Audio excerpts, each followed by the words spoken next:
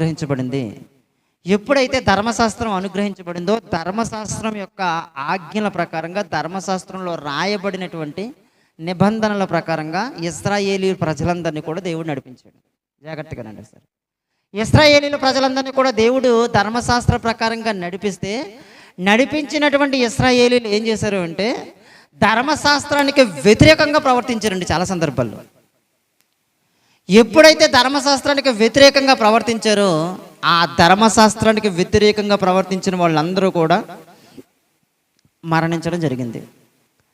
అయితే ధర్మశాస్త్రం యొక్క విలువ ఏంటి అంటే అపోస్తలుడైన పౌలు గారు రోమీలకు రాసినటువంటి పత్రికలో ఈ రెండింటిని చాలా వండర్ఫుల్గా వివరించాడండి. అసలు నాకు తెలిసి పౌలు గారు ఎంత జ్ఞానవంతుడు అంటే ఈ రెండిట్లకి మధ్యన వివరణే అయ్యో బాబో ఎంత జ్ఞానవంతుడా, ఎంత జ్ఞానం వీనికి ఎక్కడి నుంచి వచ్చిందని అనిపిస్తూ ఉంటుందండి.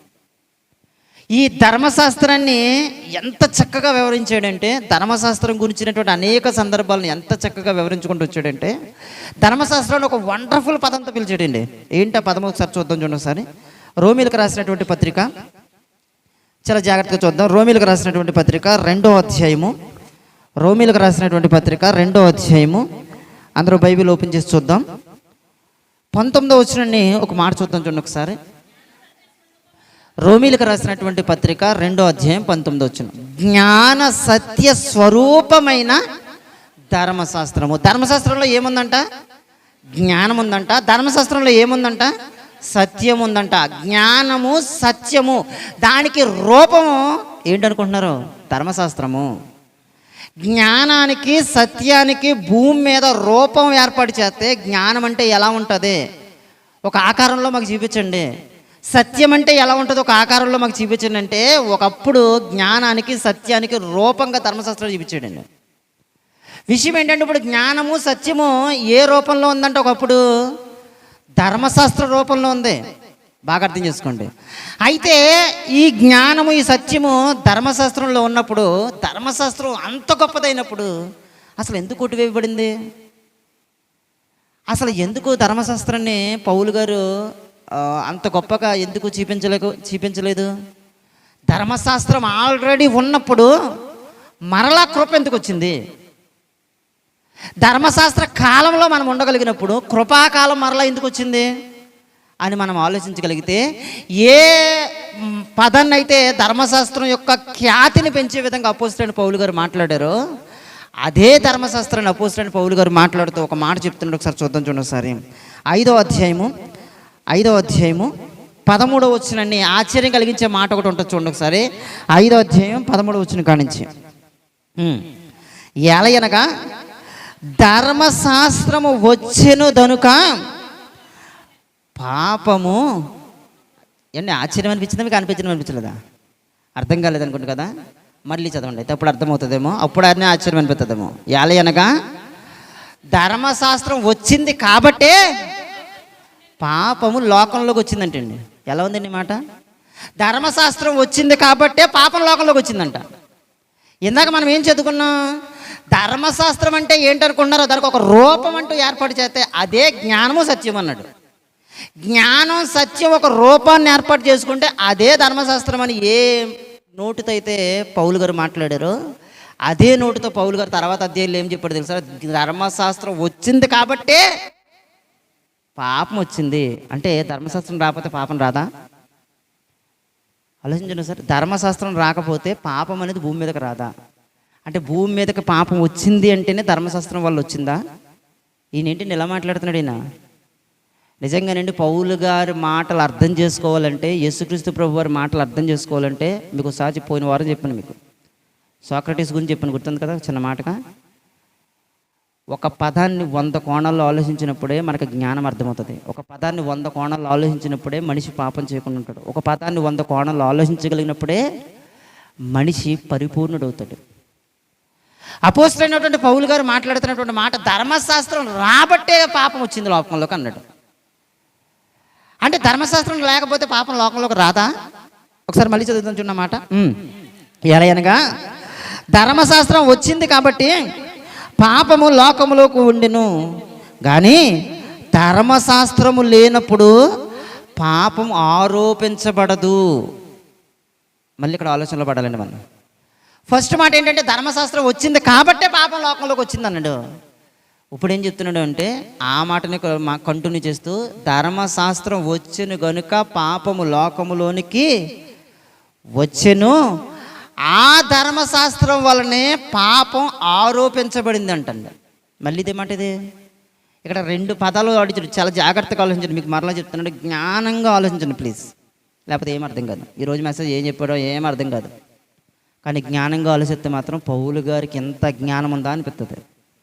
ధర్మశాస్త్రం వచ్చింది కాబట్టే పాపం లోకంలోకి వచ్చిందంట, ధర్మశాస్త్రం ఉంది కాబట్టి పాపం ఆరోపించబడిందంట. ఎలా ఉందో చూడండి సార్. పాపం ఆరోపించబడడం అంటే పాపం బయలుపడిందంట. పాపం ఎలా బయటపడిందంటే ధర్మశాస్త్రం వచ్చిందని బట్టి. పాపము, ఇది పాపం అనే విషయం ఎలా తెలిసింది, ఇది పాపం అనే విషయం సమాజానికి ఎలా తెలిసింది, ఇది పాపం అనే విషయం ఎలా బయటపడింది అంటే ధర్మశాస్త్రం రాబట్టే. మరలా ఆ ధర్మశాస్త్రం రాబట్టే పాపం లోకంలోకి వచ్చిందంట. ఏంటండి అసలు ఈ పదాలు అస్సలు కన్ఫ్యూజ్. నిజంగా నేను చదివినప్పుడు కూడా చాలా కన్ఫ్యూజ్ అయ్యానండి. ఏంటి ఇలా మాట్లాడుతున్నాడు ఏంటి అనే మాట. పాపము ఎందుకు వచ్చిందయ్యా అంటే ధర్మశాస్త్రం వల్ల వచ్చింది అన్నాడు. మళ్ళీ ఆ పాపం, ఇది పాపం అని బయటికి ఎలా తెలిసిందయ్యా అంటే దానికి కూడా కారణం ధర్మశాస్త్రం అంటున్నాడు. 2 విషయాలు ఏంటండి, ధర్మశాస్త్రం వల్లే పాపం వచ్చింది, ఇది పాపం అని ఎలా తెలిసిందయ్యా అంటే ధర్మశాస్త్రం వల్లే అంటున్నాడు. అర్థం కాలేదు కదండి, ఏం అర్థం కానట్టుగానే ఉంటుంది. ఇంకా ముందుకెళ్దాం. కొన్ని విషయాలు మనకు అర్థమవుతూ ఉంటాయి. చూద్దాం చూడండి ఒకసారి. 7వ అధ్యాయం తీయండి. 7వ అధ్యాయము 7వ వచనం కానీ చదువుతాం. చాలా జాగ్రత్తగా చదువుతాం. ప్రతి పదాన్ని, ప్రతి విధానాన్ని కూడా కొంచెం జాగ్రత్తగా పరిశీలించుకుంటూ ముందుకెళ్దాం. కాబట్టి ఈ పరిస్థితులన్నీ చూస్తుంటే నీకు ఏమనిపిస్తుంది? ఏమందము, ధర్మశాస్త్రము జ్ఞాన సత్య స్వరూపం అని చెప్దామా, లేదంటే ధర్మశాస్త్రం వల్లనే పాపం బయటపడిందని చెప్దామా? ఇప్పుడు ధర్మశాస్త్రం జ్ఞానాన్ని బోధిస్తుందని చెప్దామా, ధర్మశాస్త్రం పాపాన్ని తెలియజేస్తుందని చెప్దామా? ఏమనుకుందాము? కాబట్టి ఏమనుకుందామని మీరు అనుకుంటే, కాబట్టి ఏముందము, ధర్మశాస్త్రం పాపమైందా? ఒకవేళ అలాగనే ఆలోచిస్తున్నారేమో. తప్పు అలా ఆలోచించకండి. ఎందుకంటే ధర్మశాస్త్రం పాపాన్ని తెలియజేసింది, ధర్మశాస్త్రం వల్ల పాపం బయటపడింది. ధర్మశాస్త్రం పాపాన్ని తెలియజేసింది, ధర్మశాస్త్రం వల్లనే, మరలా చెప్తాను, ధర్మశాస్త్రం వల్లనే భూమి మీదకి పాపం కూడా వచ్చింది. అది ఎలా అంటే దీన్ని మీరు తప్పుగా అనుకుంటున్నారేమో. కాబట్టి ఏమందుము, ధర్మశాస్త్రము పాపమైంది అనుకుంటున్నారా? అట్లా అనరాదు. ధర్మశాస్త్రం వలననే కానీ పాపమనగా ఎట్టితో తెలియకపోను. ఇక్కడ క్లారిటీ ఇస్తాను, మీకు జాగ్రత్తగా చూడండి సార్. ఇక్కడ క్లారిటీ ఇస్తాను. ధర్మశాస్త్రం వల్లనే భూమి మీదకి పాపం వచ్చిందా అంటే వచ్చింది. బైబిల్ అదే చెప్తుంది. ధర్మశాస్త్రం వల్లనే భూమి మీద పాపం వచ్చింది. మరలా ఆ పాపం ఎలాంటిదో బయట పెట్టింది కూడా, ఇది పాపము అని బయటపెట్టింది కూడా ధర్మశాస్త్రమే అని చెబుతూ పౌలు గారు, నా విషయం నేను చెప్తున్నాను, ధర్మశాస్త్రం వలననే తప్ప నేను పాపిని అనే విషయం నాకు తెలియదు అన్నాడు. ధర్మశాస్త్రం అనగా ఆజ్ఞలు, మర్చిపోకండి విషయం. ధర్మశాస్త్రం అనగా ఆజ్ఞలు. దుష్టుడు ఎక్కడ టార్గెట్ చేశాడో మీకు చాలా జాగ్రత్తగా చెప్తాను. దుష్టుడు ఎక్కడ టార్గెట్ చేశాడో, ఈ భూమి మీదకి పాపము అనేది అది ప్రత్యేకంగా ఏం కాదండి అసలు. పాపము అంటే ఏంటి అంటే ఒక ప్రత్యేకత దానికి ఏమీ లేదు. అంటే పాపం అంటే ఇలా ఉంటుందండి, ఈ రూపంలో ఉంటుందండి, ఇలా ఉంటుంది అని చెప్పడానికి ఏమీ లేదండి అసలు. కానీ ధర్మశాస్త్రం అంటే ఎలా ఉంటుందంటే ఒక రూపం చెప్తున్నాం, అది సత్యానికి జ్ఞానానికి స్వరూపంగా ఉందండి అని ధర్మశాస్త్రం చెప్తున్నాం మనం. మరి పాపానికి ఏమైనా రూపం ఉందంటే పాపానికి ప్రత్యేకంగా రూపం ఏమీ లేదండి అసలు. మరి పాపం అంటే ఏంటి? మరి పాపం ఎలా వచ్చింది భూమి మీద? దానికి కారణం ధర్మశాస్త్రం అని ఎలా చెప్తున్నారు అంటే, పాపము అనే దానికి డెఫినేషన్ చెప్తున్నాను. పాపం అనేది ఎలా వచ్చిందో దానికి డెఫినేషన్ చెప్తున్నాను. మొట్టమొదట ఆజ్ఞ వచ్చిందండి. ఆజ్ఞ వచ్చింది. ఆజ్ఞను ఆధారం చేసుకుని పాపం పుట్టిందండి. అదే కదా రాయబడింది. మళ్ళీ చదవండి సార్ ఆ మాట, మళ్ళీ చదవండి సార్. ధర్మశాస్త్రం వలననే కానీ పాపమనగా ఎట్టితో నాకు తెలియకపోవును, ఆశింపవద్దని ధర్మశాస్త్రము చెప్పని ఎడల దురాశ అనేది ఎట్టితో నాకు తెలియకపోవును. ఏం చెప్తున్నాడు ఇప్పుడు ఈయన? పాపం అంటే ఏంటి అనే దాన్ని బయటపెట్టింది ఏంటంటే ధర్మశాస్త్రం. కానీ విషయం ఏంటి అంటే బాగా వినండి. పాపం అనేది అంటే ఏంటంటే ధర్మశాస్త్రం బయటపెట్టింది, బాగా అర్థం చేసుకోండి. అయితే ఆశింపవద్దని ధర్మశాస్త్రంలో రాయబడింది కదా. దొంగతనం చేయొద్దని ధర్మశాస్త్రంలో రాయబడింది కదా, విగ్రహారాధన చేయొద్దని ధర్మశాస్త్రంలో రాయబడింది కదా, వ్యభిచారం చేయొద్దని ధర్మశాస్త్రంలో రాయబడింది కదా. ధర్మశాస్త్రంలో ఇది రాయబడకపోయి ఉంటే అసలు పాపం అనేది ఏంటో కూడా మాకు తెలియపోతున్నాం. అందులో రాయబడింది కాబట్టి దాన్ని మేము చదివాం కాబట్టి దాని ప్రకారంగా జీవించిన వాళ్ళు పాపులు అని పరిగణించామంతే. అదే అందులో రాయబడకపోతే, ధర్మశాస్త్రంలో రాయబడకపోతే అది పాపం అనే దానికి మనకు ఆధారమే లేదు. బాగా వినండి, ఈ రెండిట్లకి ఎంత వండర్ఫుల్గా ఎలా ఉంటుందంటే, ఒక దారం, సన్నని దారం ఎలా తీస్తామో అంత సన్నటి దారంతో లాగాడండి రెండిట్లని కూడా పౌలు గారు. ఎంత చక్కగా, ఎంత వండర్ఫుల్గా వివరించాడంటే, నేను పాపం చేశాననే విషయం నాకు ఎలా తెలుసు? ఇదిగో వ్యభిచారం చేయొద్దు అనే విషయం ఉంది, దొంగతనం చేయొద్దనే విషయం ఉంది. ఇప్పుడు ఈ దొంగతనం చేయొద్దనే విషయం, వ్యభిచారం చేయొద్దనే విషయం ఎక్కడ రాయబడింది అయ్యా అంటే ధర్మశాస్త్రంలో రాయబడింది. ఇప్పుడు ధర్మశాస్త్రం ఆ విషయాన్ని చెప్పకపోతే నేను పాపిననే విషయం నాకు తెలియదు కదా, నేను పాపం చేశాననే విషయం బయటపడదు కదా. నేను పాపం చేశాననే విషయం బయట ఎలా పడిందంటే ధర్మశాస్త్రంలో రాయబడింది కాబట్టి. మరి ధర్మశాస్త్రంలో రాయబడింది కాబట్టి పాపం కూడా బయటకు వచ్చిందంట. ఇంకా అర్థం కాదు, కన్ఫ్యూజ్గా ఉంటుంది. కొంచెం ముందుకెళ్దాం, చదువు నెక్స్ట్. అయితే పాపము ఆజ్ఞను హేతువు చేసుకుని సకల విధములైన దురాశలను నాయందు పుట్టించెను. ధర్మశాస్త్రము లేనప్పుడు పాపం మృతమండి, అయిపోయిందండి. చెప్పాడు, ఫైనల్ కన్క్లూజన్ చేస్తాడు. ఇంకా ధర్మశాస్త్రం లేకపోతే పాపం మృతమంట అంటే ధర్మశాస్త్రం లేకపోతే ఈ భూమి మీద పాపం అనేది లేదు అని చెప్పేసాడు. మరి పాపం ఎలా వచ్చిందయ్యా అంటే ధర్మశాస్త్రాన్ని ఆధారం చేసుకుని వచ్చిందంట. ధర్మశాస్త్రం అనే పదం రాయబడలేదు, కానీ అక్కడ వండర్ఫుల్ పదం ఒకటి రాయబడిందండి, ఆజ్ఞ అనే పదం రాయబడింది. నాకు ఈ ఆజ్ఞ అనే పదం లేకపోతే నిజంగా ఈ మెసేజ్ అంతా కూడా కన్ఫ్యూజన్ అండి. మెసేజ్ మొత్తం కన్ఫ్యూజన్. ఆజ్ఞ అనే పదం రాయబడకపోతే అక్కడ ఏమని చెప్పాడు అంటే ధర్మశాస్త్రాన్ని ఆధారం చేసుకుని కాదు, ఆజ్ఞను ఆధారం చేసుకుని పాపం లోకంలోకి వచ్చిందంట. అది పాపమని తెలియజేసింది ధర్మశాస్త్రం. అసలు ధర్మశాస్త్రం లేకపోతే పాపం ఏంటంట? ధర్మశాస్త్రం లేకపోతే పాపం ఏంటంట? మృతం అంటే చచ్చిపోయింది. అసలు ధర్మశాస్త్రం అనేది లేకపోతే అసలు పాపం అనేది భూమి మీద ఉండదంట. మరి రెండింటికి తేడా ఏంటి? మరి ధర్మశాస్త్రాన్ని దేవుడు ఎందుకు పెట్టాడు అలాంటప్పుడు? ధర్మశాస్త్రం యొక్క విలువ ఏంటి అని అంటే ఇప్పుడు చాలా జాగ్రత్తగా మొత్తం వివరణ అంతా కూడా మీకు ఫైనల్ కన్క్లూజన్ చేస్తాను. ఆ తర్వాత నెక్స్ట్ దాని గురించి మీకు ముందుకు తీసుకెళ్తాను. జాగ్రత్తగా చూడండి ఒకసారి. ఏం చెప్తుందంటే ఇక్కడ బైబిల్ లేఖనాలు చాలా చక్కగా మాట్లాడుతున్నటువంటి విషయం ఏంటంటే ఆజ్ఞ వలననే పాపం అనేది బయటపడింది. ఆజ్ఞను ఆధారం చేసుకుని పాపం బయటకు వచ్చిందంట. ఆజ్ఞను ఆధారం చేసుకుని. ఏంటి ఆజ్ఞ అంటే ఇదిగో ఏదైనా తోటలో మీకు 2 చెట్లను పెడుతున్నాను, ఇదిగో ఈ చెట్టు ఫలాన్ని మీరు తింటే కనుక నిశ్చయంగా చస్తారు. ఇది ఆజ్ఞ. బాగా వినండి, ఇది ఆజ్ఞ. ఏంటి ఆజ్ఞ అంటే దీన్ని తింటే చస్తారు అనేది ఆజ్ఞ. బాగా వినండి, చాలా జాగ్రత్తగా వినాలి. దీన్ని తింటే చస్తారు అనేది ఆజ్ఞ. ఆజ్ఞను ఆధారం చేసుకుని పాపం వచ్చిందంట లోకంలోకి. ఆజ్ఞను ఆధారం చేసుకుని, బాగా వినండి, అంత వండర్ఫుల్గా వివరించాడు పౌలు గారు. ఆజ్ఞను ఆధారం చేసుకుని, ఏ ఆజ్ఞను ఆధారం చేసుకుని పాపం లోకంలోకి వచ్చిందంటే ఏదైనా తోటలోకి ఒక సర్పరూపంలో పాపం వచ్చింది. దుష్టుడు వచ్చాడు, వచ్చి ఏ పండునైతే తినొద్దని ఒక ఆజ్ఞ ఇచ్చాడో అదే పండుని తినమని చెప్పింది పాపం. అంటే ఇప్పుడు పాపం ఎలా వచ్చింది చెప్పండి ఒకసారి? దేన్ని ఆధారం చేసుకుని వచ్చింది పాపం? అంటే ఆజ్ఞలే లేకపోతే పాపం రాదు, అంతేనా కాదా? ఇప్పుడు వ్యభిచారం చేయొద్దనే మాట ఉందండి, వ్యభిచారం చేయొద్దనే మాటే లేకపోతే అప్పుడు పాపం ఎలా వస్తుంది అప్పుడు? అంతేనా కాదా? దుష్టుడు ఇప్పుడు మనల్ని వ్యభిచారం చేసే విధంగా ఎందుకు ప్రేరేపిస్తాడు? దుష్టుడు మనల్ని పాపం చేసే విధంగా ఎందుకు ప్రేరేపిస్తాడు? అసలు పాపం అనే మాట లేకపోతే ఇదిగోండి ఏదైనా చోట్ల వాళ్ళని ఎందుకు పాపం చేశారయ్యా, ఎందుకు పాపం చేశారంటే రీజన్ చెప్తున్నాడు చూడండి ఒకసారి. ఆజ్ఞను ఆధారం చేసుకుని వచ్చిందంట పాపం. ఆ పండు తినొద్దు అని ఆజ్ఞ ఉంటే అదే ఆజ్ఞను ఆధారం చేసుకుని ఏమైందంటే ఆ పండును తిను అని చెప్పింది.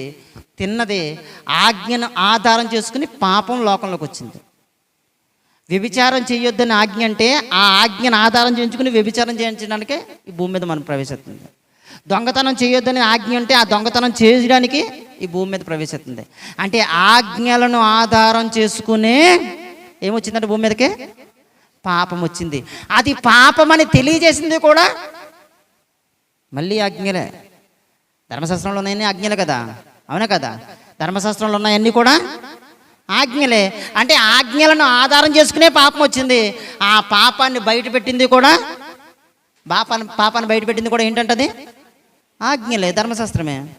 పాపాన్ని బయటపెట్టింది ధర్మశాస్త్రమే, పాపాన్ని రప్పించింది కూడా ధర్మశాస్త్రమే.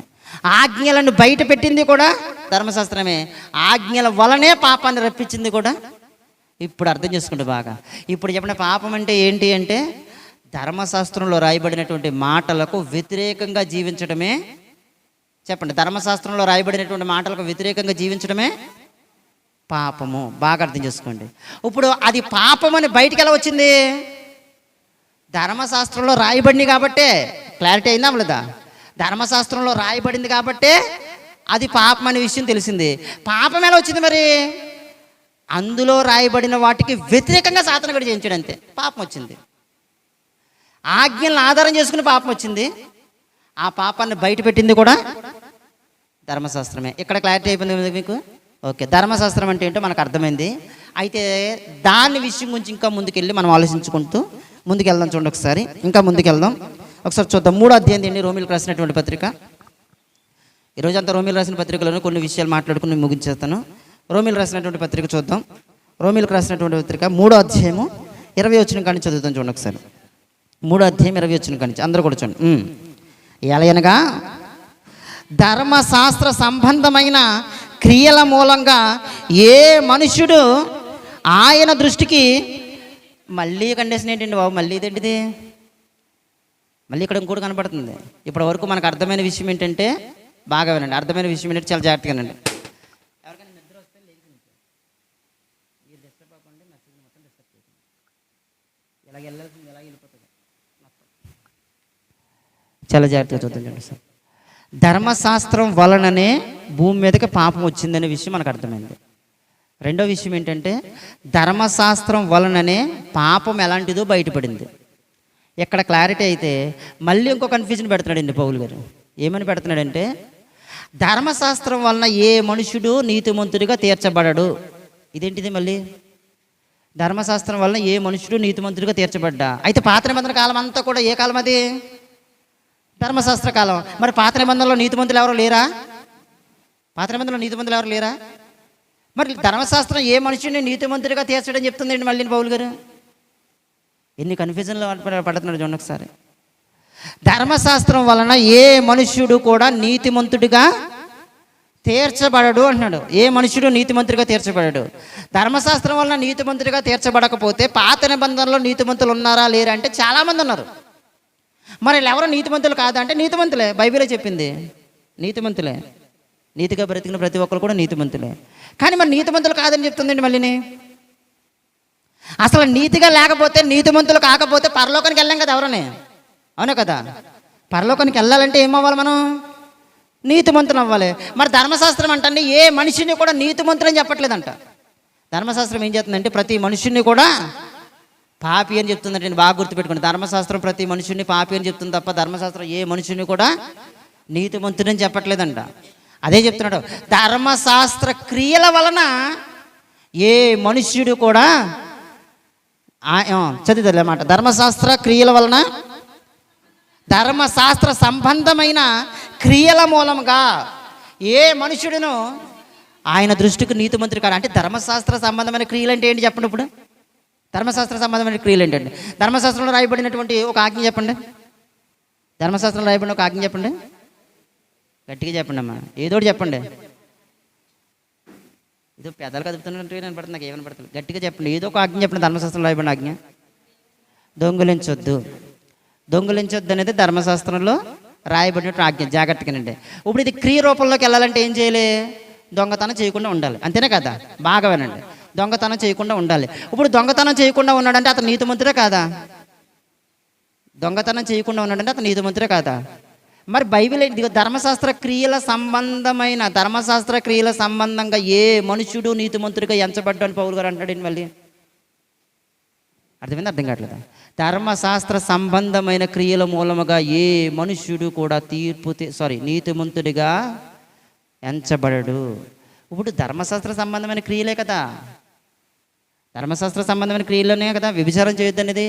దొంగిలించవద్దని, అబద్ధాలు ఆడవద్దనిది, యెహోవా దేవుని తప్ప ఎవరిని పూజించొద్దన్నది, ఇవన్నీ కూడా ధర్మశాస్త్రంలో రాయబడినటువంటి ఆజ్ఞలే కదా. ఈ ఆజ్ఞలు క్రియల రూపంలో చేస్తే అంటే వాటిని పాటించడం వలన, బాగా వినండి, ఆ క్రియలను పాటించడం వలన ఏ మనుష్యుడు కూడా ఎలా ఉంచాడంట, మళ్ళీ ఇదేమిటది, మళ్ళీ నీతిమంతుడిగా ఎంచడంటుంది, మళ్ళీ కన్ఫ్యూజ్. ఇందాక ఒక దానికి క్లారిటీ అయింది, దీనికి ఇంకా క్లారిటీ అవ్వలేదేమో. ఇప్పుడు దీన్ని క్లారిటీ చేసుకునే ప్రయత్నం చేద్దాం, చాలా జాగ్రత్తగా ఆలోచిద్దాం. నెక్స్ట్, తీర్చబడడు ధర్మశాస్త్రం వలన పాపం అనగా ఎట్టుదో మాత్రమే తెలుస్తుందంటే, అది విషయం. ధర్మశాస్త్రం వలన నీతిమంతులుగా ఎందుకు తీర్చబడడు అంటే అక్కడే చెప్పేసాడు మనకు ఆన్సర్ కూడా. ఎందుకయ్యా ధర్మశాస్త్రం వలన ఏ మనుషుడు కూడా, ధర్మశాస్త్ర సంబంధమైన క్రియల వలన, మర్చిపోకండి, క్రియల వలన ఏ మనుషుడు కూడా నీతిమంతుడిగా తీర్చబడ్డని ఎందుకు చెప్తున్నారయ్యా అంటే, ధర్మశాస్త్రం వలన నీతిమంతుడిగా తీర్చబడ్డారంట. మరేంటి, అసలు పాపం అంటే ఏంటో మాత్రం బయటపడుతుందంట, అంతే. అంటే విషయం ఏంటంటే, దొంగతనం చేయొద్దు, ఇది ధర్మశాస్త్రంలో రాయబడిన ఆజ్ఞ. నువ్వు దొంగతనం చేసావనుకో నువ్వు పాపివి అని మాత్రమే చెప్తుంది. నువ్వు దొంగతనం చేయలేదనుకో నువ్వు పాపం చేయలేదు అని మాత్రమే చెప్తుంది. కానీ నీతిమంతుని చేయదంటండి. మరి నీతిమంతుని చేయకపోతే మరి అబ్రహాం గారు ఎవరు? అబ్రహాం గారు నీతిమంతుడు కదా. అబ్రహాం గారి గురించి ఏం రాయబడింది? లోతు గారి గురించి ఏం రాయబడింది? నీతిమంతులని రాయబడింది కదా. మరి ఆ నీతిమంతులు కాకుండా పోయారు వాళ్ళు. మరి ధర్మశాస్త్రం పాటించడం వల్ల నీతిమంతులు కాకుండా వెళ్ళిపోయారా? మళ్ళీ ఎన్ని మాటలు, ఎన్ని కన్ఫ్యూజ్, చాలా జాగ్రత్తగా చూడండి ఒకసారి. కానీ విషయం ఏంటంటే, ధర్మశాస్త్రం వలన పాపం మాత్రమే ఆరోపించబడుతుంది, కానీ ధర్మశాస్త్రం వలన ఏ మనిషి కూడా నీతిమంతుడిగా చేయబడదంట. ఎందుకంటే ఆజ్ఞల వలన నీతి రాదండి. మరి దేని వల్ల వస్తుందంటే, ఆయన నమ్మడం వల్ల నీతి వస్తుందంట. అర్థమైంది? అర్థం కావట్లేదా? ఆజ్ఞలు అనేవి ఏంటి అంటే కేవలం పుస్తకంలో రాయబడినటువంటి మాటలు. ఈ మాటల వల్ల నీతిమంతుడు రాడు. మరి దేని వల్ల నీతిమంతుడు వస్తాడు? ఆయన్ని నమ్మడం వల్ల నీతిమంతుడు అవుతాడు. ఇప్పుడు అర్థమైంది? అర్థం కాలేదా? ఇంకా క్లారిటీ చెప్తాను చూడండి, ఇంకా క్లారిటీ చెప్తాను చాలా జాగ్రత్తగా. అంటే దేవుణ్ణి నమ్మకోకుండా ధర్మశాస్త్రాన్ని మాత్రమే పాటిస్తే అతను నీతిమంతుడే కాదా? అర్థమైందా? అబ్రహాము దేవుని నమ్మెను, అది అతనికి. ఇప్పుడు అబ్రహాం గారు నీతిమంతుడికి ఎలాగెళ్ళబడ్డాడు? అర్థమైంది? అర్థం కాలేదా? ఆజ్ఞల అనుసరించడం వల్ల నీతిమంతుడిగా చేయబడ్డా? దేవుని నమ్మడం వల్ల నీతిమంతుడిగా చేయబడ్డా? అమ్మాయి సార్ ఒక క్లారిటీ వచ్చిందండి.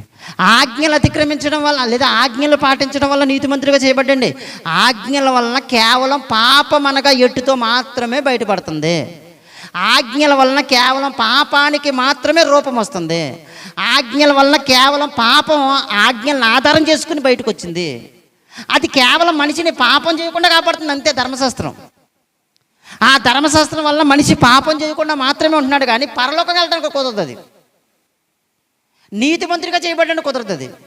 మరి నీతిమంతుడిగా చేయబడాలంటే ఏం చేయాలి అంటే, ఖచ్చితంగా యేసుక్రీస్తు ప్రభువు దేవుణ్ణి నమ్మాలండి, అంతే. ఖచ్చితంగా దేవుణ్ణి నమ్మాలి. అబ్రహాము దేవుణ్ణి నమ్మెను, అది అతనికి నీతిగా ఎంచబడిను. ఎంత వండర్ఫుల్ విషయం చెప్తున్నాడు చూడండి సార్ పౌలు గారు, ఎంత వండర్ఫుల్ విషయం చెప్తున్నాడు. నువ్వు ధర్మశాస్త్రం వల్ల నీతిమంతుడిగా చేయబడవు. మరి ఎలా చేయబడతావయ్యా అంటే, దేవుని నమ్మడం వల్ల నీతిమంతుడిగా చేయబడతావు. దేవుని నమ్మడం వలన నీతిమంతుడిగా చేయబడతావు. దేవుని నమ్మిన తర్వాత ఈ ధర్మశాస్త్రంలో రాయబడిన ఆజ్ఞల ప్రకారంగా జీవించాలి. అర్థమైంది? అర్థం కావట్లేదు.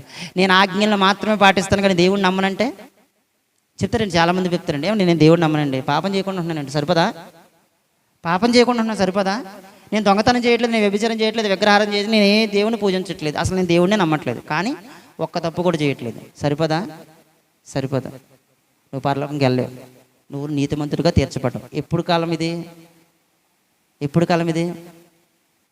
ఇది? ధర్మశాస్త్ర కాలం గురించి చెప్తున్నాను నేను. ధర్మశాస్త్ర కాలం. ధర్మశాస్త్రంలో దేవుణ్ణి నమ్మకుండా ఏ మనుషుడు కూడా, ఆజ్ఞలు లేకుండా ఏ మనుషుడు కూడా, అంటే దేవుని నమ్మకుండా ఏ మనుషుడు కూడా నీతిమంతుడిగా తీర్చబడ్డాడు. మరి ఇశ్రాయేలీలు వీళ్ళందరూ కూడా నీతిమంతుడిగా ఎలా తీర్చబడ్డారంటే, దేవుణ్ణి నమ్మడం వలన, దానితో పాటు ఆజ్ఞలు పాటించడం వలన. అయితే ఇప్పుడు నెక్స్ట్ చదువుతాం. నెక్స్ట్, ఇట్లుండగా 21 వచనం, ఇట్లుండగా ధర్మశాస్త్రమునకు వేరుగా దేవుని నీతి బయటపడుతుందంటండి. అంటే ధర్మశాస్త్రం వేరు, దేవుని నీతి వేరు. బాగా అర్థం చేస్తుంది. ధర్మశాస్త్రం వేరు, దేవుని నీతి వేరు. ధర్మశాస్త్రానికి వ్యతిరేకంగా దేవుని నీతి వచ్చిందంటండి. ఇప్పుడు మనం దేన్ని నమ్మాలి? ధర్మశాస్త్రాన్ని నమ్మాలా, దేవుని నీతిని నమ్మాలా? చాలా కన్ఫ్యూజ్గా ఉంటుంది. తర్వాతకి వెళ్ళిన తర్వాత మొత్తం క్లియర్ అయిపోద్ది. అమ్మాయి అనిపిస్తుంది. చెప్తాను జాగ్రత్తగానండి. ధర్మశాస్త్రానికి వేరుగా ఉందంటే దేవుని నీతి, అంటే ధర్మశాస్త్రంలో కలవలే దేవుని నీతి. దేవుని నీతి వేరుగా ఉంది, ధర్మశాస్త్రం వేరుగా ఉంది. దేవుని నీతి ధర్మశాస్త్రానికి వేరుగా బయలుపడింది.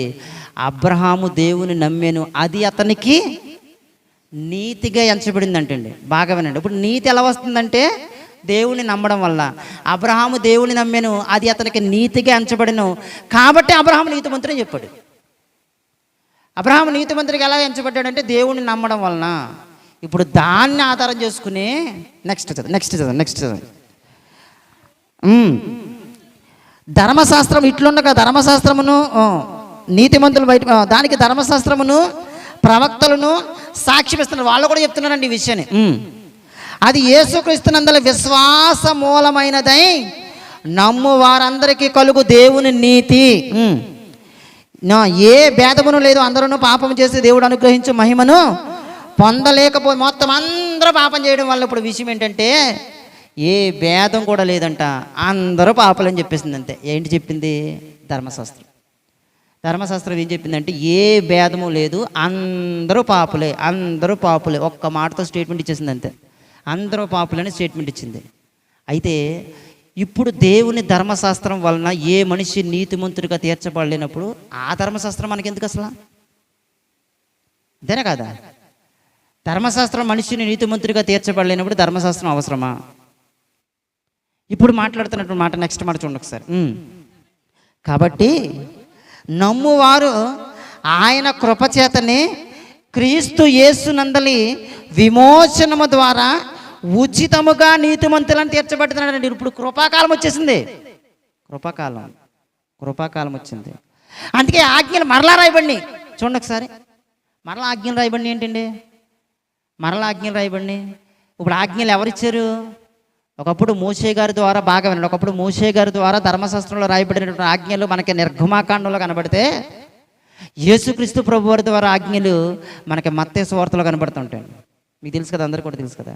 అడుగుడు మీకు ఇవ్వబడిన కానించి ఒక్కొక్కటి నరహత్య చేయవద్దు, వ్యభిచారం చేయవద్దు, ఒక్కొక్కటి ఒక్కసారి స్పీడ్గా ఇక్కడ చేయబెట్టిన ఒక్కసారి జస్ట్ అలాగే వెళ్ళి వచ్చేది వెంటనే కనిపిస్తుంది. ఒకసారి ఎక్కడ వచ్చిన చెప్పండి అమ్మా. 7వ అధ్యాయం కానించి చూడండి ఒకసారి. 7వ అధ్యాయం కానించి కనిపిస్తుంది ప్రతిదీ కూడా. మీరు తీర్పు తీర్చకండి. 7వ అధ్యాయం 1వ వచనంలో అప్పుడు మిమ్మల్ని గూర్చి తీర్చబడతావు. 3వ వచనం నీ కంటిలోనున్న దూలం నుంచిగా అక్కడ కనపడుతుంది. 5వ వచనంలో కూడా అది కనపడుతుంది. దానికంటే ముందు నుంచి కూడా కనపడుతున్నాయి అనేకమైన విషయాలు. ఇంకా క్లారిటీగా ముందుకు వెళ్తాం చూడండి. ముందుకు ఎక్కడికంటే ఇంచుమించు 5వ అధ్యాయం కాడికి రండి ఒకసారి. 5వ అధ్యాయం కానించి 5వ అధ్యాయం 21వ వచనం చూడండి ఒకసారి. 5వ అధ్యాయం 21వ వచనం నరహత్య చేయవద్దు. తర్వాత 5వ అధ్యాయం 21వ వచనం నరహత్య గురించి రాయబడింది. 27వ వచనంలో ఏం రాయబడింది? వ్యభిచారం చేయవద్దు. 33వ వచనంలో ఏం రాయబడింది? అప్రమాణం చేయొద్దు అనే విషయం కనపడుతుంది. తర్వాత 43వ వచనంలో ఏం కనపడుతుంది? పొరుగువాడిని ప్రేమించాలి అనేవి కనపడుతున్నాయి. తర్వాత అలా మనం చూసుకుంటూ వెళ్తే ఒక్కొక్కటి మొత్తం ఆజ్ఞలన్నీ కనపడుతుంటాయి. మొత్తం ఎక్కడ కనపడుతున్నటువంటి ఈ ఆజ్ఞలన్నీ కూడా నిర్గమాకాండంలో కనపడుతుంటాయి. చూడండి, అవే ఆజ్ఞలు మరలా యేసుక్రీస్తు ప్రభువారు మాట్లాడుతుంటారు. అంటే ఇప్పుడు ధర్మశాస్త్రాన్ని పరిపూర్ణంగా నెరవేర్చేసి ఆయన ఏం చేశాడు తెలుసా? ధర్మశాస్త్రాన్ని మొత్తం కొట్టేసాడు. మొత్తం ధర్మశాస్త్రాన్ని కొట్టివేయించేసి, బాగా వినండి, ధర్మశాస్త్రాన్ని కొట్టివేయించేసి ఇప్పుడు ఏం చేశాడంటే ధర్మశాస్త్రం కంటే కూడా గొప్పది కృపనిచ్చాడండి.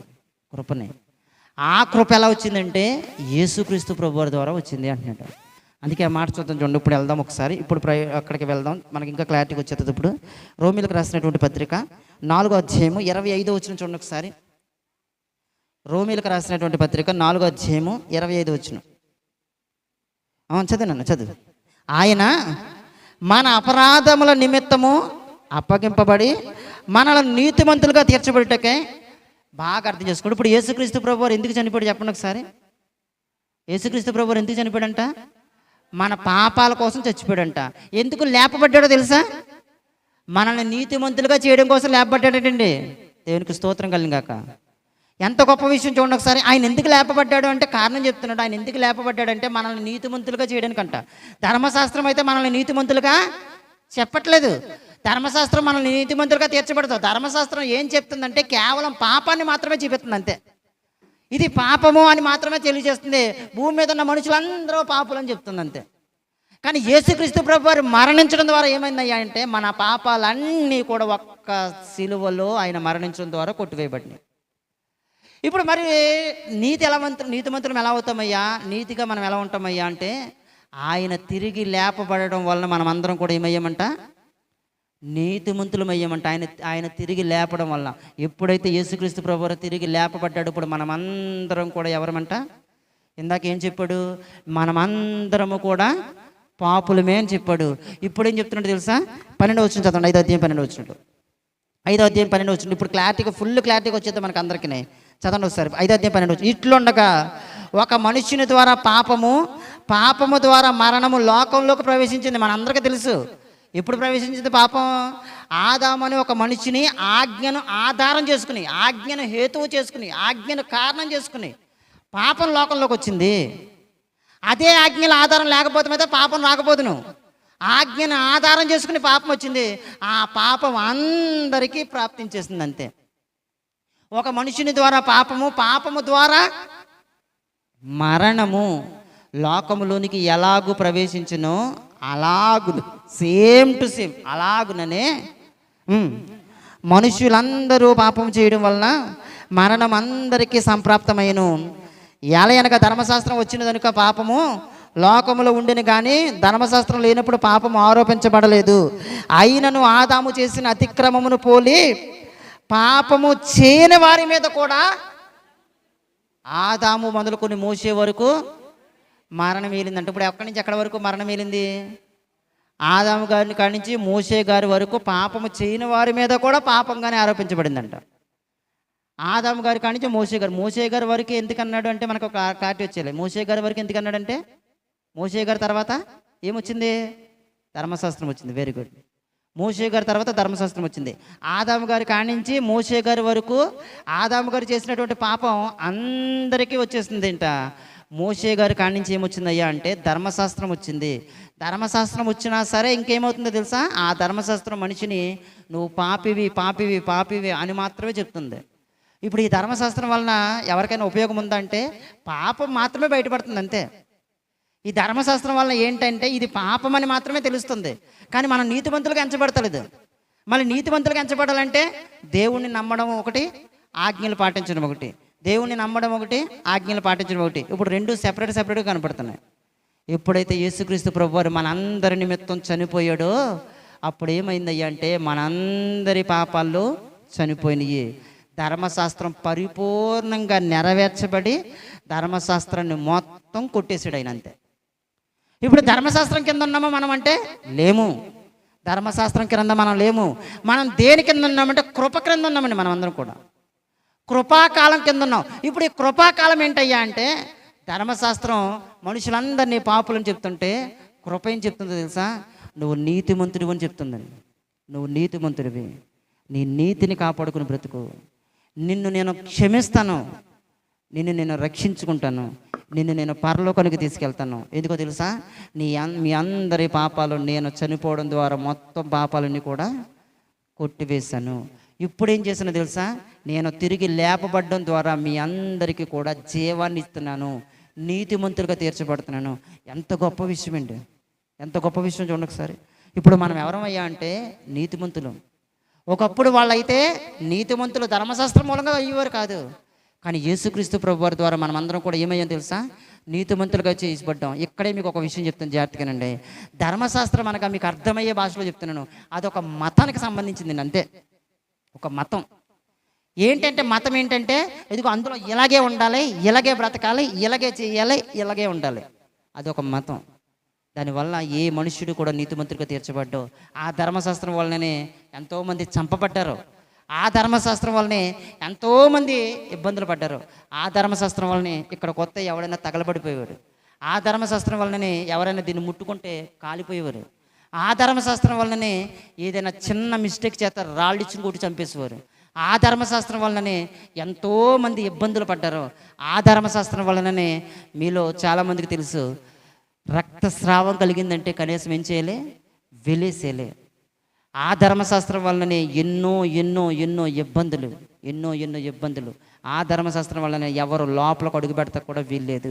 ఆ ధర్మశాస్త్రం వల్లనే దేవునితో డైరెక్ట్గా సంబంధం లేదు. ఆ ధర్మశాస్త్రం వల్లనే మన పాపాలన్నీ కూడా ఇంకొకరికి చెప్పుకోవాల్సినటువంటి పరిస్థితి. ఆ ధర్మశాస్త్రం వల్లనే దేవునికి మనకి సరైనటువంటి బంధం కూడా లేదు. ధర్మశాస్త్రం వలన మనిషికి ఇన్ని ఇబ్బందులు ఏర్పడినాయి కాబట్టి దేవుడు ఏం చేశాడంటే ఆజ్ఞారూపకమైనటువంటి ధర్మశాస్త్రాన్ని ఆయన శిలువలో కొట్టివేశాడు. ఆజ్ఞల రూపకమైనటువంటి ధర్మశాస్త్రాన్ని శిలువలో కొట్టివేశాడంట ఆయన. కానీ విషయం ఏంటంటే ఆ ఆజ్ఞలను తీసేసి ఇదిగో క్రొత్త ఆజ్ఞ మీకు ఇవ్వబోతున్నాను అన్నాడు. క్రొత్త ఆజ్ఞ ఏంటంటే ఇంకా కష్టం. ఇది వ్యభిచారం చేయొద్దనేది ధర్మశాస్త్రంలో రాయబడి ఉంటే అసలు వ్యభిచారం చేయాలన్న ఆలోచన వస్తే కూడా పాపమే అన్నాడు. చూడండి ఎలా ఉందో. వ్యభిచారం చేయొద్దన్నది ధర్మశాస్త్రం, వ్యభిచారం అనే ఆలోచన వచ్చినా కూడా పాపమే. నరహత్య చేయొద్దన్నది ధర్మశాస్త్రం, ఒక మనిషిని అసహించుకున్నా సరే నువ్వు హత్య చేసినట్టుగానే. అంటే కృపాకాలంలో విషయం ఏంటంటే ఆజ్ఞలు పెరిగినాయి కానీ శిక్ష వెంటనే రావట్లే. ధర్మశాస్త్రంలో శిక్ష వెంటనే వచ్చేది. ఆదివారం నాడు పుల్లలు ఏరుకుంటూ వెళ్తే, ప్రార్థన మానేసి పుల్లలు ఏరుకుంటూ వెళ్తే ఏం చేశారు? రాళ్ళతో కూడా చంపిండి అన్నారు. ధర్మశాస్త్రంలో ఉన్న ఆజ్ఞలు ఎంత కఠినంగా ఉంటే ఇదిగోండి ఇప్పుడు మనం ప్రార్థన మానేసి తిరుగుతున్న దేవుడు ఏం చేయడు అంటే అది మనం అనుకుంటున్నాం అంతే. ఒకరోజు వీటన్నిటికీ కలిపి శిక్ష విధించబోతాడు దేవుడు.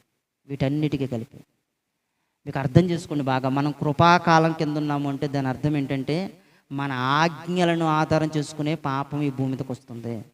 కాబట్టి ఆ ఆజ్ఞల విషయంలో నిన్ను నువ్వు కాపాడుకుంటే ఎంత గొప్పగా ఉంటుందో త్వరగా నేను ముగించేసే ప్రయత్నం చేస్తాను. ఒకసారి చూద్దాం చూడండి. ఇందాక చదివింది ఒకసారి చూద్దాం చూడండి. ఒకసారి 6వ అధ్యాయం 17 వచనం కానించి ఒకసారి చదవండి. ఒకసారి 6వ అధ్యాయం 17 వచనం కానించి అందరూ కూడా చూడండి. 6వ అధ్యాయం 17 వచనం. మీరు పాపమునకు దాసులై ఉంటిరి కానీ ఏ ఉపదేశ క్రమమునకు మీరు అప్పగింపబడుతురో దానికి హృదయపూర్వకంగా లోబడిన వారై పాపము నుండి విమోచింపబడి నీతికి దాసులయ్యారు. ఒకప్పుడు మనం పాపానికి దాసులమేమండి. ఇప్పుడు కూడా మీలో ఎంతమంది అయినా సరే ఎవరైనా పాపానికి దాసులై ఉన్నారా? జాగ్రత్త. అర్థం కట్టదండి. పాపానికి దాసులమై ఉంటున్నామా? నీతికి దాసులమై ఉంటున్నామా? మనం దేనికి దాసులం అవుతున్నాం? పాపానికి దాసులం అవుతున్నామా? కేవలం ధర్మశాస్త్రం వలననే పాపము ఆజ్ఞలు ఆధారం చేసుకుని పాపం వస్తే ఆ పాపం ఏమైపోయిందో తెలుసా? బాగా వినండి. పాపం ఏమైపోయిందో తెలుసా? ఇప్పుడు ధర్మశాస్త్రం ఉందా లేదా? ధర్మశాస్త్రంలో ఆజ్ఞలు ఉన్నాయి లేవా? బాగా అర్థం చేసుకోండి. ధర్మశాస్త్రంలో ఆజ్ఞలు మనం పాటిస్తున్నామా లేదా? ధర్మశాస్త్రంలో ఆజ్ఞలు పాటిస్తున్నామా? సున్నతి చేయించుకుంటున్నామా? లేదు కదండి. పసక పండుగ చేస్తున్నామా? లేదు కంటే ధర్మశాస్త్రంలో రాయబడిన ఆజ్ఞలు కదా ఇవన్నీ కూడా. ఇదిగోండి దేవుని మందిరానికి రావడానికి లోపల రాకోకుండా ఉంటున్నామా? లేదు కదండి. ఇవన్నీ కూడా మనం పాటించట్లేదు కదా. అంటే ధర్మశాస్త్రాన్ని మనం ఏం చేయట్లేదు? పాటించట్లేదు. కానీ ధర్మశాస్త్రాన్ని ఆధారం చేసుకుని వచ్చినటువంటి పాపాన్ని మాత్రం అర్థమైంది? అర్థం కావట్లేదు.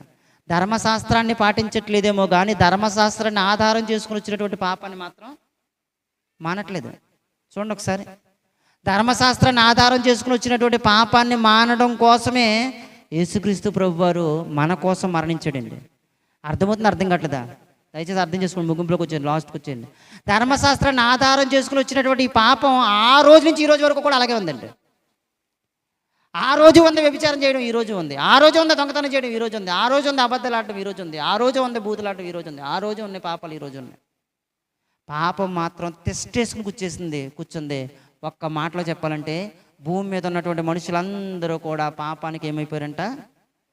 దాసులైపోయారంటండి. పాపానికి దాసులైపోయారంట. పాపానికి దాసులైపోయారంట. పాపానికి దాసులైపోయారంట. ఒక్క మాటలో చెప్పాలంటే పాపం మన మీద ఏం చేస్తుందో తెలుసా?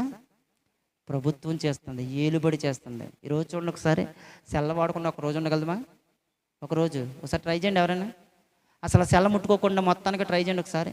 అసలు అవ్వదండి, పని అవ్వదండి, అయిపోయింది అంతే. ఎందుకు తెలుసా? దాసులమైపోయాం మనం. దాసుడు అంటే ఏం చేయాలి తెలుసా? యజమానుడు ఏం చెప్పినా అదే చేయాలి. అడిగి ఇంకా వేరే ఆలోచన ఉండదు. సొంతంగా నిర్ణయం తీసుకోవడం ఉండదు.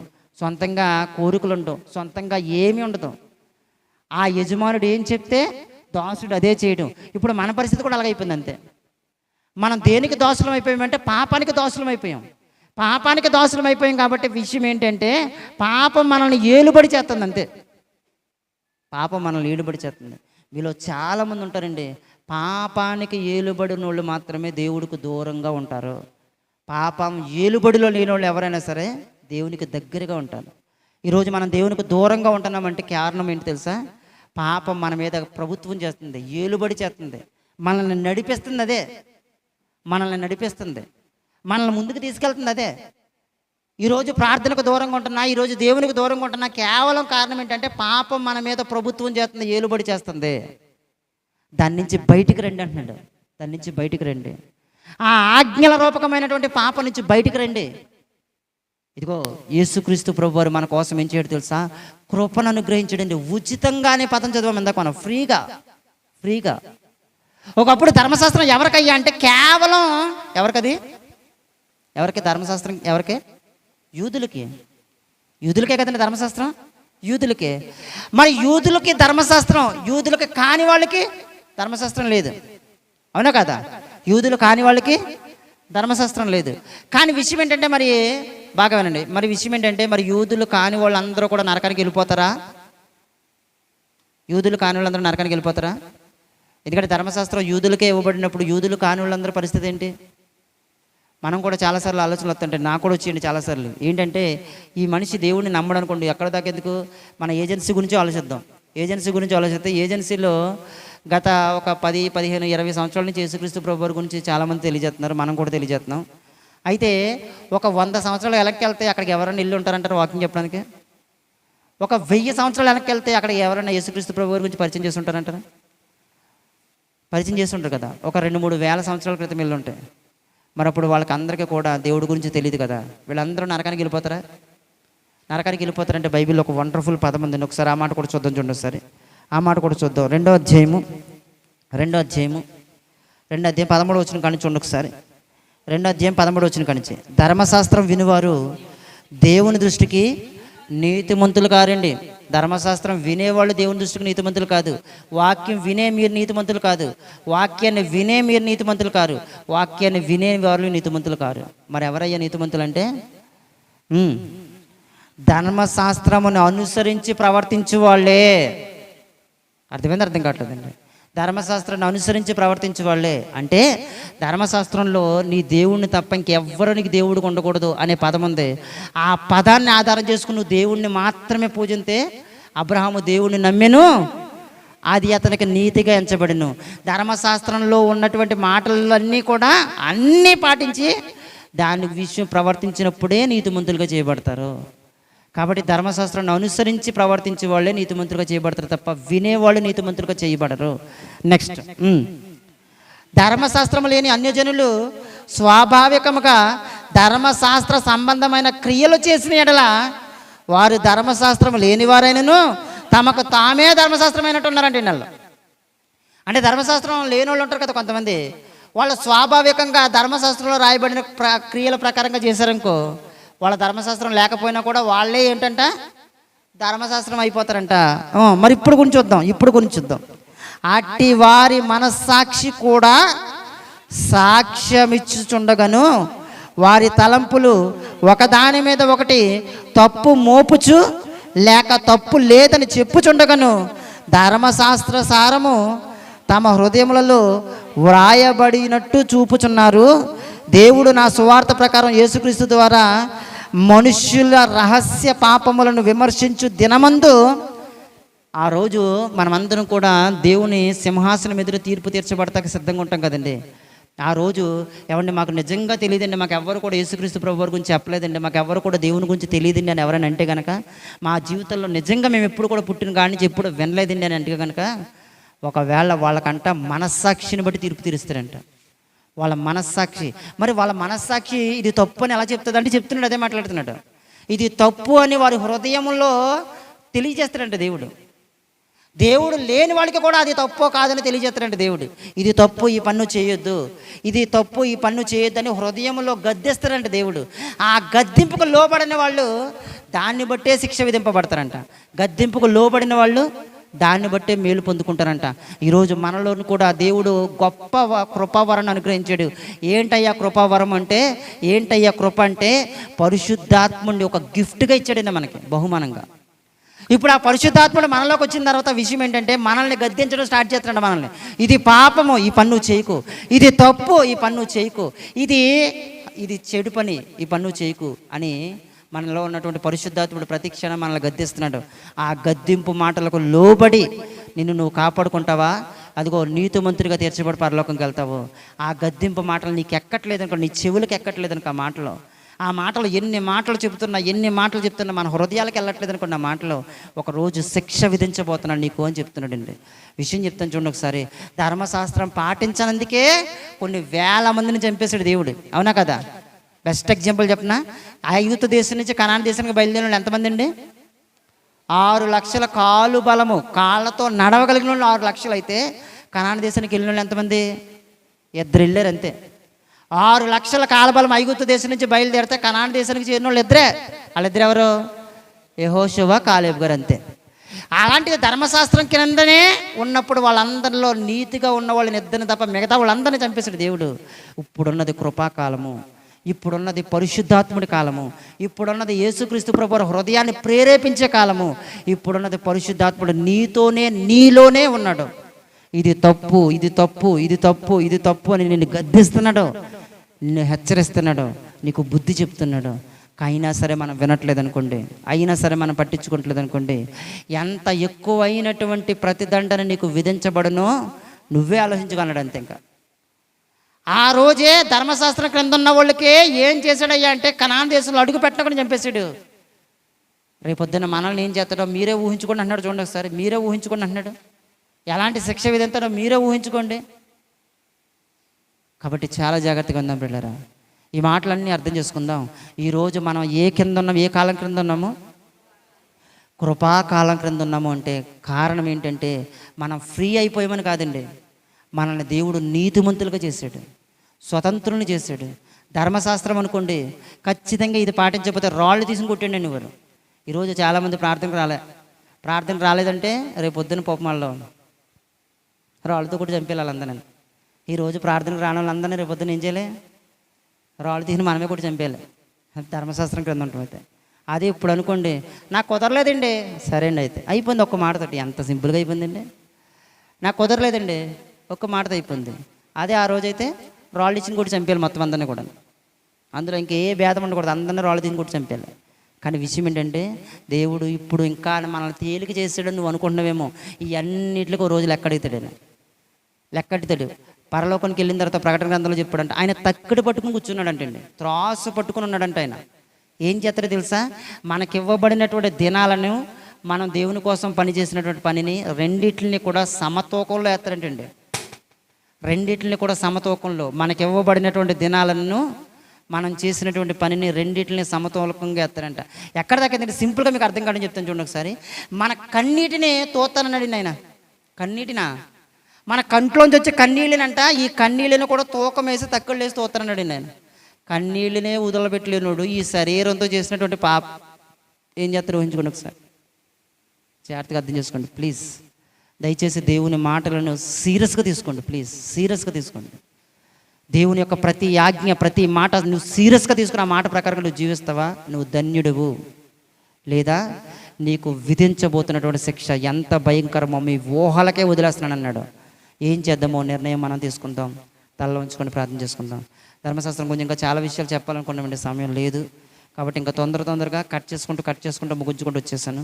ఇంకోసారి సందర్భం ఉంటే, సమయం ఉంటే కనుక ఇంకోసారి దీనికి ఇంకా వివరంగా మరొకసారి మీకు వివరిస్తాను. ప్రార్థన చేసుకుంటాను, ఉంచుకుందాం, ప్రార్థన చేసుకుంటాం. పరిశుద్ధుడు మహోన్నతుడైన మా ప్రియ పరలోకమందున మా కన్న తండ్రి, గనుడు అయిన మా దేవ, మీ ఘనమైన శ్రేష్టమైన నామమునకు వందనములు స్తోత్రములు చెల్లించుకుంటున్నాను తండ్రి. అయ్యా, ఎంతవరకు తండ్రి ధర్మశాస్త్రము విధిరూపకమైనటువంటి ఆజ్ఞల ధర్మశాస్త్రాన్ని మీరు కొట్టివేశారని చెప్పారు ప్రభు. మీరందరూ కూడా ధర్మశాస్త్రం అనే కాడి క్రింద లేరు, మీరు కృపా కాలము క్రింద ఉన్నారని చెప్పారు ప్రభు. ఆ కృపకు గుర్తుగా ఒకప్పుడు ధర్మశాస్త్రానికి గుర్తుగా ఆజ్ఞల రూపకంగా సత్య జ్ఞాన సంబంధమైనటువంటి రూపంగా ధర్మశాస్త్రాన్ని ఎత్తే, ఈరోజు కృపకు గుర్తుగా రూపకంగా స్వరూపంగా మాలో పరిశుద్ధాత్ముని ప్రవేశపెట్టారు ప్రభు. ఆ పరిశుద్ధాత్ముని తండ్రి మేము మాట వింటూ, ఆ పరిశుద్ధాత్ముడి గర్ధింపుకు తండ్రి లోబడుతూ, తండ్రి కృపాకాలంలో తండ్రి మమ్మల్ని మేము సరి చేసుకుంటే, కాపాడుకుంటే, నిలబెట్టుకుంటే తండ్రి అయ్యా, మేమందరం కూడా పరలోకానికి చేరతామని నీ లేఖనాల ద్వారా మాతో మాట్లాడారు. నీకు వందనములు స్తోత్రములు ప్రభు. చెప్పబడినటువంటి ప్రతి మాట కూడా వ్యర్థం కాకుండా ఫలభరితంగా ఉండేలాగా మీరు సహాయాన్ని దయచేయమని కృపతో జ్ఞాపకం చేసుకోమని కోరుతున్నాను తండ్రి. కూడి వచ్చినటువంటి నీ బిడ్డలందరినీ కూడా పేరు పైన దీవించండి, ఆశీర్వదించండి తండ్రి. అదే రీతిగా తండ్రి మేమందరం కూడా ఇంకనూ తండ్రి నీ యందు భయభక్తులు కలిగి జీవించలాగిన సహాయాన్ని దయచేయండి తండ్రి. ఆరాధన పరిచర్య అంతట్లో కూడా తండ్రి మీరు తోడుగా ఉన్నారు, సహాయాన్ని దయచేశారు తండ్రి. నీకు వందనములు, స్తోత్రములు ప్రభువా. అదే రీతిగా తండ్రి తర్వాత జరగబోతున్నటువంటి సండే స్కూల్ కార్యక్రమం విషయంలో కూడా తండ్రి మీరు మాకు సహాయాన్ని దయచేయండి ప్రభువా. మేలుతో మమ్మల్ని అందరినీ కూడా నింపండి తండ్రి. అయ్యా మేము నిలబడాలనుకుంటున్నాం తండ్రి, దుష్టుడు మమ్మల్ని నిలబడెత్తలేదు తండ్రి. మేము బ్రతకాలనుకుంటున్నాం ప్రభువా, దుష్టుడు మమ్మల్ని బ్రతకనివ్వట్లేదు తండ్రి. ఎందుకంటే తండ్రి ధర్మశాస్త్రం పాపాన్ని బయట పెడితే ఈరోజు ఆ పాపానికి కింద దాసులమైపోయాం ప్రభువా. మేమందరం కూడా ఆ పాపం నుంచి విడుదల పొందుకోవడానికి మీరే సహాయాన్ని దయచేయమని కృపతో జ్ఞాపకం చేసుకోమని కూడి వచ్చినటువంటి నీ బిడ్డలందరినీ కూడా పేరు పైన దీవించమని ఆశీర్వదించమని తర్వాత వేలచంద్రగూడలోను కన్నాపురంలోను జరుగుతున్నటువంటి పరిచర్యను తండ్రి మీరు దీవించి ఆశీర్వదించమని అక్కడ జరుగుతున్నటువంటి పరిచర్య అంతట్లో కూడా మీరు తోడు కాపుదల దయచేయమని కోరుతూ ప్రార్థిస్తూ ప్రాధేయపడుతూ మీ చిత్త ప్రకారంగా మేమందరం కూడా జీవించలాగా మీరు సహాయాన్ని అనుగ్రహించమని కోరుతూ క్రీస్తు యేసు వారి ఉన్నతమైనటువంటి నామం పేరిట ఈ ప్రార్థన మనవులను సమర్పించుకుంటున్నాం పరమ తండ్రి. ఆమెను మనకన్న తండ్రి అయినటువంటి దేవుని ప్రేమయు మన రక్షణకర్త అయినటువంటి యేసుక్రీస్తు ప్రభు వారి యొక్క కృపయు పరిశుద్ధాత్మ దేవుని యొక్క ఆదరణ సహవాసము సదాకాలము మనందరికీ తోడే నీడైండి నడిపించునుగాక. ఆమేన్. అందరికీ వందలండి. కొన్ని ప్రకటనలు ఉన్నాయి, ఒకసారి